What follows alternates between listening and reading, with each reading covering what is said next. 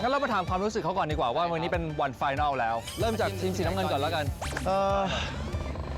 진짜 이제는 거의 달인이 돼서 진짜 눈 감고 만들 수 있을 것 같아요. 오, 그럼 감고 만드는 걸로.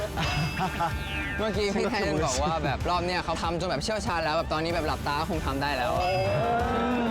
งั้นมาถามสีแดงมากดีกว่า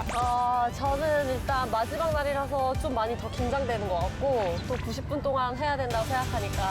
좀 많이 떨리는데 그래도 되게 많은 분들이 와주셔서 열심히 하겠습니다. แล้วเจมส์ครับ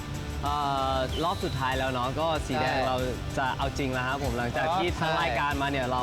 ออกมือให้ตลอด วันนี้เราคิดว่าเราจะเอาจริงแล้วก็คือ